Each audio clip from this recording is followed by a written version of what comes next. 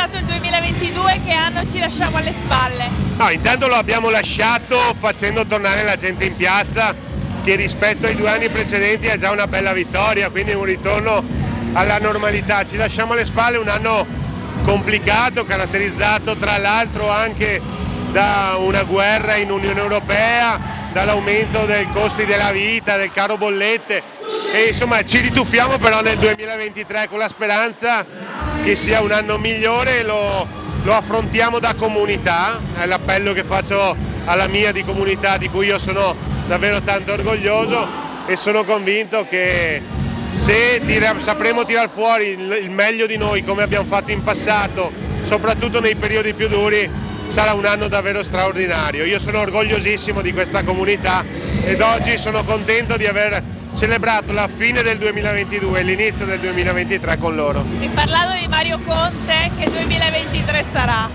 Questo me lo devono dire i cittadini, sarà però un 2023 all'insegna del lavoro, dell'ascolto e del servizio ai cittadini.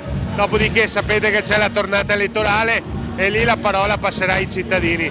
Decideranno loro se sono soddisfatti o meno di questo sindaco.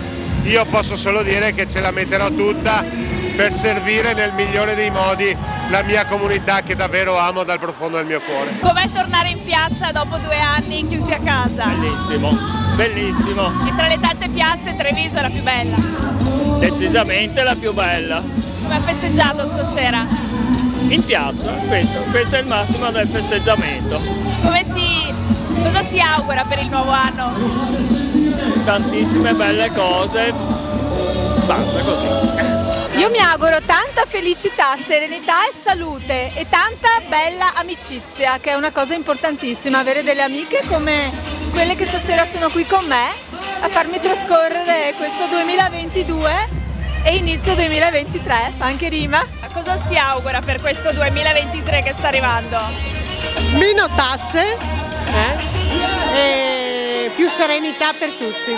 Com'è tornare a festeggiare in piazza dopo 2 anni? Stupendo, bellissimo. Treviso non delude.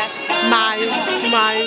Dai, bellissimo, guarda. Anche perché noi arriviamo dal Piemonte per questa serata, quindi E che cosa vi aspettate dal nuovo anno? fortuna e salute soprattutto, per noi e per Anche i per nostri cari. Uguale. E come mai tra le tante piazze proprio Treviso? Perché fondamentalmente siamo veneti e quindi a noi ci piace il Veneto.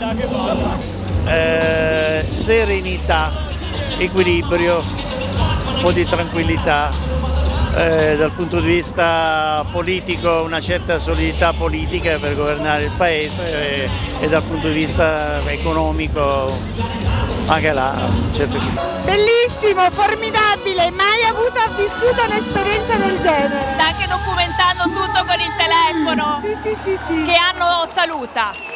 Un anno, posso dire, sono stata fortunata, un bellissimo anno. E cosa ci si augura per il 2023? Serenità e che nessuno ci lasci tra i nostri parenti. Auguri.